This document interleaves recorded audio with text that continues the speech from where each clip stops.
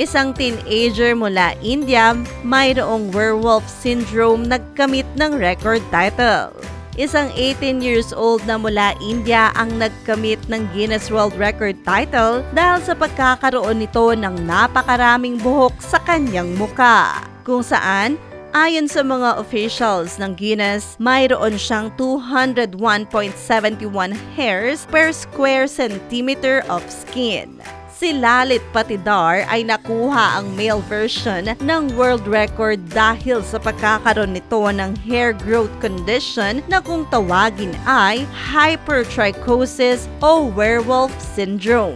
Ang naturang kondisyon ay pinaniniwalaan na nangyayari isa sa 1 bilyong katao at mayroon lamang 50 na katao ang na-document na kaso mula noong Middle Ages.